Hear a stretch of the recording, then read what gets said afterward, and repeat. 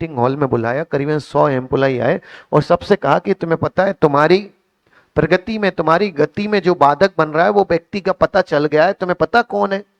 जो तुम्हें प्रमोशन नहीं देने होने दे रहा है, जो व्यक्ति तुम्हें रोक रहा है, जो तुम्हें व्यक्ति ऑफिस में सुख से काम नहीं करने देता, उस व्यक्ति का पता चल गया है। वो तुम्हें पता कौन है?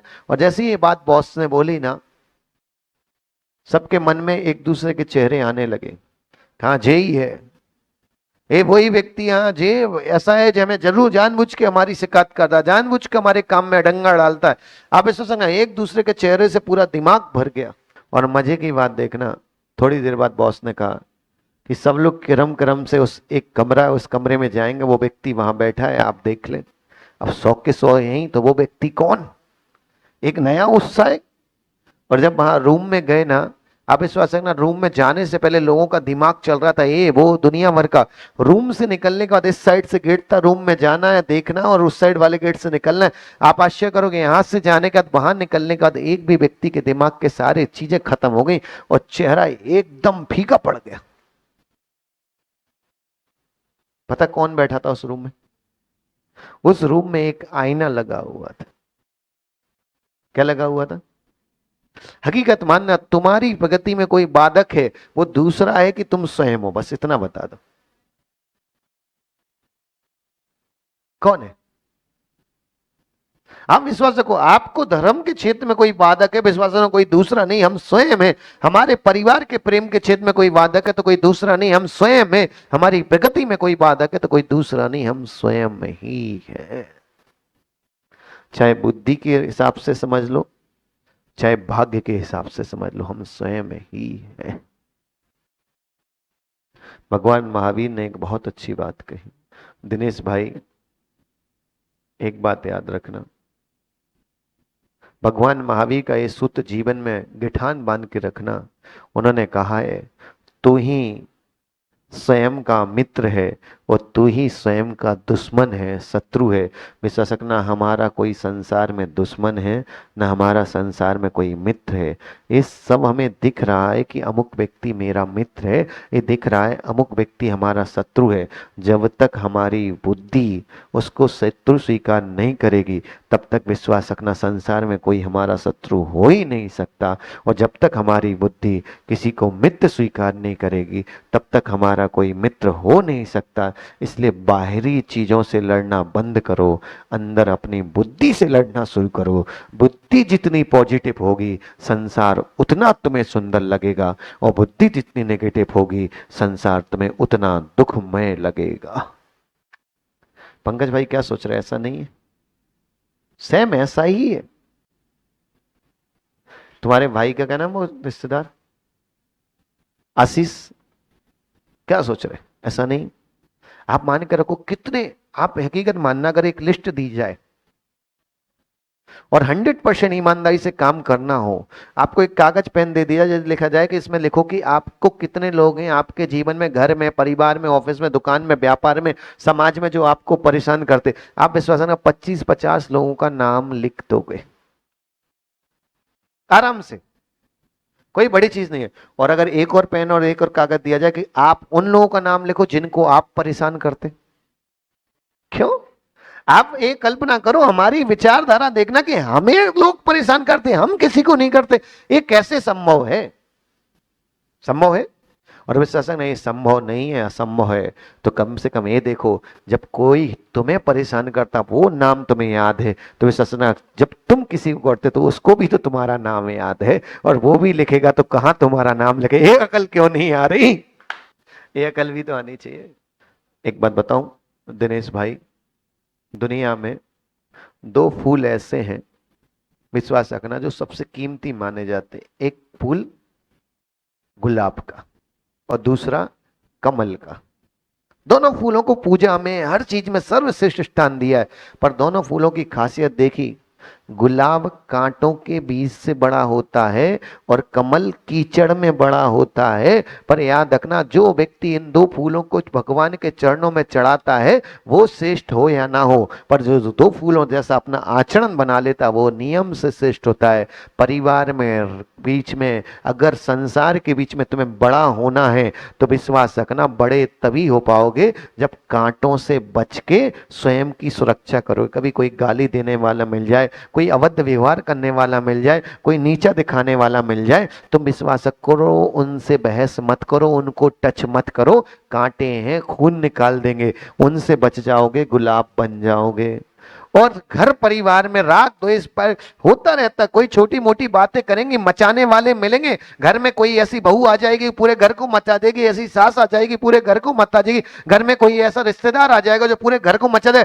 कीचड़ मचेगा मचेगा, पर उस कीचड़ में तुम फंसो मत, तुम बस परिवार से प्रेम रखो। और याद रखना, जो व्यक्ति कीचड़ में रहते हुए परिवार से प्रेम रखता है वो व्यक्ति कमल जैसा एक दिन खिल जाता है। कमल कीचड़ में रह के भी ऊपर खिल सकता है, कीचड़ में फंसता नहीं है, उगता है। इस बात का ध्यान रखो जी। दो चीजें तुमने सीख ली, जीवन स्वर्ग है तुम्हारा,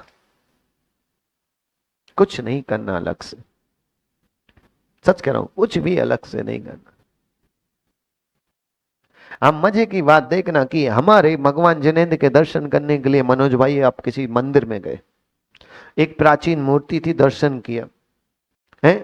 दर्शन करते करते किसी व्यक्ति ने इतना बोला, मनोज भैया आपको पता है ये मूर्ति 10,000 वर्ष पुरानी है, 5,000 वर्ष पुरानी है, क्या होगा?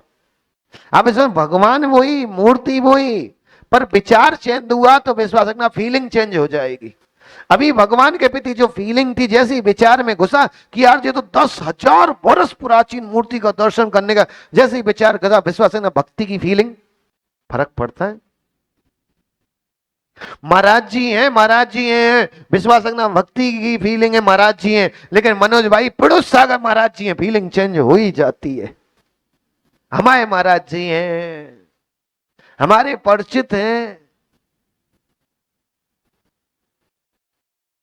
कई बार ऐसा भी तो होता है, जैसे यहाँ से मुंबई किसी काम से गए हो, कलकत्ता किसी काम से गए हो, मान लो उधर हम विराजमान हैं और कोई व्यक्ति है बोले कि यार चलो महाराज जी हैं और 10 किलोमीटर दूर है, तुम्हें ये नहीं पता कौन से महाराज जी हैं, तब पहला मन होता है कि यार अब ठीक है यार, आज 10 किलोमीटर दूर है, 1 घंटा ट्रैफिक में लग जाएगा, आना जाना हो जाएगा, लेट होगा, ट्रेन फ्लाइट छूट जाएगी, कौन रिक्स ले, बाद में आके कभी दर्शन कर लेंगे। और जैसे ही पता चल जाए कि पिणुस सागर जी परिचित है, क्या होगा? रिक्स लेने की कैपेसिटी आ जाएगी, फिर थॉट से नहीं आएगा, ट्रैफिक बढ़ जाए, अरे यार 10 किलोमीटर में कितना ट्रैफिक मिलेगा, निकल जाएंगे। ये क्या है? ये विश्वास रखना, हमारी फीलिंग भी तभी पवित्र होती जब हमारा विचार पवित्र होता है। इसलिए याद रखना, फीलिंग को सही करने का प्रयास मत करो, विचारों को सही करने का प्रयास करो। थॉट्स जितने सही होंगे उतना गजब जिंदगी होगी। आचार्यों ने कहा क्या? भगवान तू मेरा प्रीतम है। क्या कहा? कवियों ने क्या कहा? हे प्रभु तू ही मेरा प्रीतम है और कोई मेरा प्रीतम है ही नहीं। ये भावना विचारों में एक दिन ले आओ कि मेरा बस भगवान ही है और कोई नहीं है। उस दिन से याद रखना, ये सोचना नहीं पड़ेगा आशीष अभिषेक करना है, कितनी भी गहरी नींद आएगी पर अभिषेक के लिए समय निकलेगा, क्योंकि तू ही मेरा प्रीतम है, तू ही मेरा है, गुरु ही मेरा है। संसार की कितनी विषमता आ जाए, समय निकल ही जाएगा। और मजे की बात बताऊं ना, किसी के मन में भगवान साक्षात आके बैठ जाए, क्या नाम बेटा तुम्हारा? ध्रुवीर, एक चीज बताना बेटा, किसी के मन में भगवान साक्षात आके बैठ जाए, आप विश्वास रखना वो व्यक्ति पाप नहीं करे, ऐसा हो सकता है क्या? भगवान के किसी ने अपने हृदय में भगवान का वास कर लिया, वो व्यक्ति अशोक भैया पाप नहीं करे, ऐसा हो सकता क्या? करेगा कि नहीं करेगा जिसके हृदय में भगवान है? क्या है पंकज? जिसके हृदय में आशीष, पंकज ये बताओ, ऋषभ भाई, मनोज भाई, जिसके हृदय में भगवान विराजमान है वो व्यक्ति पाप करेगा कि नहीं करेगा?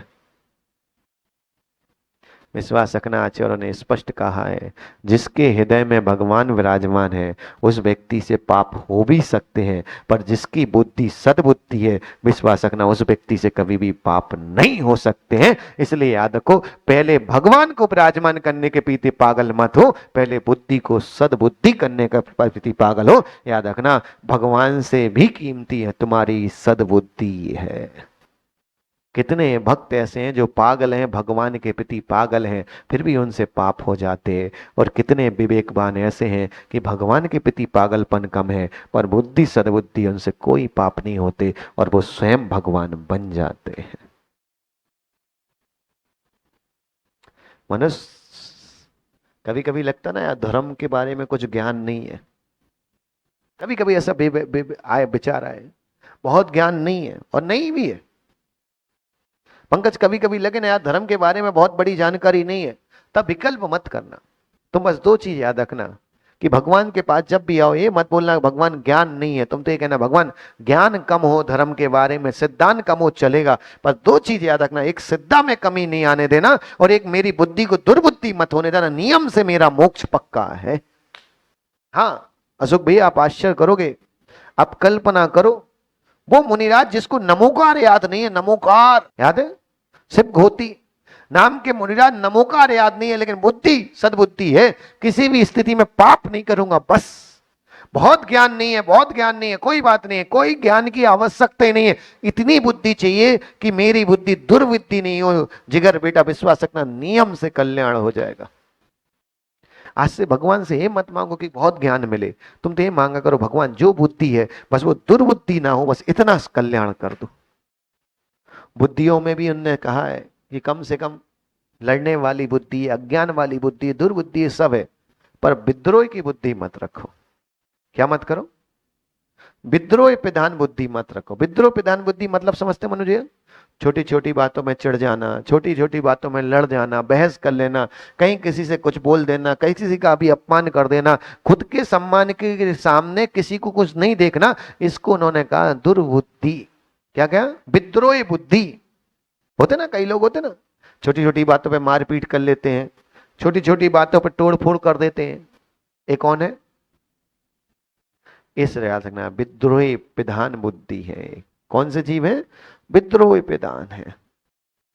इतने ज्ञानी मत बनो, इतने ताकतवर मत बनो कि गुरु आज्ञा, प्रभु आज्ञा और माता पिता की आज्ञा को भी तुम खंडित कर दो। इतने ज्ञानी मत बनो, बस इस बात का ध्यान रखो। समझ में आ गया कि समझाए? मेरे खिलाफ कुछ भी होता है और उसके बाद भी लड़ना शुरू हो जाता है, विश्वास रखना ये विद्रोही प्रधान बुद्धि है। ऐसा आचार्य महाराजों ने कहा है। कौन सी बुद्धि है? विद्रोही प्रधान। ऐसी बुद्धि नहीं रखना, विद्रोही प्रधान बुद्धि नहीं। घर पे गए मनोज भैया है, देवी ने चाय बना के दी और इनके आने से पहले चाय बना ली, चाय थोड़ी सी ठंडी हो गई और लड़ने लगे, गुस्सा करने लगे, अरे ठंडी चाय पिला रही, चाय भी अच्छे से नहीं पिला सकती। कोई बात नहीं, चाय ठंडी थी, थोड़ी सी गर्म करा लो। और स्वाभाविकता आप मान के रखो, अब तुम्हें दो ही ऑप्शन है, या तो तुम्हें वो पीना पड़ेगी। देखो आप गुस्सा करोगे तो गाय तो गर्म नहीं होगी, या गर्म होगी तो भी समय लगेगा। लेकिन हकीकत मानो, इस विद्रोही बुद्धि ने क्या किया, तुम्हारे आपस का जो प्रेम था बाबू वो कम किया कि नहीं किया? कितनी पत्नियों को हमने खुद कानों से सुना है पंकज, महाराज भगवान घर तो अच्छा दिया, पर पति की थोड़ी बुद्धि और अच्छी दे देते ना तो भला हो जाता। नहीं सुना माए आपस में कभी तुमने? सुना कि नहीं सुना? चलो बोला नहीं बोला वो तो ठीक है, सुना कि नहीं सुना ये बता दो बस। सुना है ना? क्यों? वैसा हकीकत मानना जरूरी है कि गुस्सा से ही काम होगा? और मजे की बात आता हूं ना, भगवान ने भी तुम्हें कहा कि जहां जरूरत है वहां गुस्सा करो, जहां नहीं है वहां मत करो। पता है व्यर्थ में गुस्सा करने से भगवान की आज्ञा खंडित हो रही, गुरु की आज्ञा खंडित हो रही, तुम्हारा सम्मान, तुम्हारा अभिमान भगवान और गुरु से भी बड़ा हो गया। नहीं करते आशीष? धूमिल बेटा नहीं करते क्या? जिगर कितने बार। और यहां तक बताऊं ना, जिनेंद्र भगवान के अभिषेक के सामने खड़ा व्यक्ति भगवान का मस्तक पे कलश कर रहा है, वहां पंकज ने आके 1 मिनट रोक दिया। गुस्सा, तुम्हारी हिम्मत कैसे हुई मुझे रोकने की? अरे भाई, उसकी हिम्मत हुई तुम्हें रोकने की, तुम मनुष्य थे, मनुष्य ने मनुष्य को रोका। पर तुम देखो तुम कितने ताकतवर हो, तुम जिनेंद्र के सामने गुस्सा कर रहे, तुम जाना ताकतवर हो कि रोकने वाला जाना ताकतवर है। अभी यही नारोड में तुम देखना, परूषण का समय आने दो, माताओं की जनमाणी फिक्स, टेबल फिक्स, दूसरा उठा भर तो ले। मंदिर के अंदर विद्रोही बुद्धि होती कि नहीं? ऐसा हम दूसरे गांव की बात कर रहे, कैमरा भी लगा ना, आपसे नहीं बोल रहे, मतलब दूसरे गांव को बोल रहे। इसको क्या है? विद्रोही बुद्धि। एक संकल्प कर सकते, छोटा सा मन में विचार करके देखना कि गुरु प्रभु और माता पिता के सामने कभी भी विद्रोही बुद्धि का उपयोग नहीं करेंगे। हमारा सम्मान हो या ना हो, हमारा अपमान हो वो भी चलेगा, पर हमारे कारण, हमारे शब्दों के कारण हमारे गुरु और प्रभु का अपमान नहीं होने देंगे, इस बात का ध्यान रखेंगे। और कई बार देखूं ना मनोज, क्या लगता है लोग पागल हैं सम्मान के लिए। सच से बताना मनोज, अभी चतुर्मास की तैयारी कर रहे हो, भयानक भाग दौड़ होती है, थकान भी होती है, सब कुछ होती है। जिस दिन चातुर्मास खत्म होगा और चातुर्मास 100% सक्सेस होगा, बहुत आनंद पूर्वक होगा, लेकिन जब बिहार होगा उसके 2 साल बाद पूछा जाएगा तो कौन व्यक्ति बोलेगा कि मनोज भाई ने कराया, गौतम भाई ने कराया, राजेंद्र भाई ने कराया? कौन बोले, किसका नाम आएगा? लास्ट में तो यही आएगा ना, और यार प्रणुष सागर जी आए थे, सुदत्त सागर जी, क्या गजब चतुर्मास करके गए, समाज में क्या माहौल हुआ, क्या एकता हुई, क्या प्रभावना हुई। हम तो एक चीज मानते, धर्म की चीज कभी भी करो तब ये सोच के मत करो कि मैं कर रहा हूं, तुम तो ये सोचो कि वो मेरे से करा रहा है इसलिए मैं कर पा रहा हूं। हाँ आशीष, तुम कर भी लोगे। मंदिर बनाया तुमने, 5 करोड़ रुपए दान कर दिए, विश्वास रखना, मंदिर बनने के बाद कोई व्यक्ति नहीं बोलता है कि आशीष का द्रव लग गया, हर व्यक्ति बोलता है यार भगवान का जनाला क्या सुंदर लग रहा है। विश्वास रखना, जहां गुरु और भगवान बैठे हो, वो तुम कितने भी कीमती हो, तुम्हारी कीमत कभी हो ही नहीं सकती, क्योंकि उनका प्रभाव और उनकी कृपा इतनी है कि उसके सामने सब कुछ फीका है। एक चीज याद रखना, यहां से भी तुम लोग भी चातुर्मास में आओगे, पंकज तुम सब आओगे, पास में ही आते ही रहोगे, पर आके ये मत करना 4 महीने बाद, महाराज आपको मालूम हम 4 महीने में 30 बार आए, हम 40 बार आए, हम 50 बार आए। ये तुम मत सोचो 40-50 बार आए, ये विद्रोही बुद्धि है। महाबुद्धि लगाना, सदबुद्धि की गुरुदेव अहो भाग्य की तेरी कृपा से 40 बार तुम्हारी वाणी सुनने का, तुम्हारे दर्शन करने का तुमने मौका दे दिया, एक उसको बोलते हैं सदबुद्धि। मनोज भैया, अपने बेटे की मां को समझा देना, कहना ये मत सोचना कि पति चतुर्मास में काम कर रहा है, तुम तो ये सोचना कि मनुष्य जीवन था, ये समय तो निकलता, पर इतना समय गुरु के चरणों में निकल रहा है, इससे बड़ा सौभाग्य और क्या है।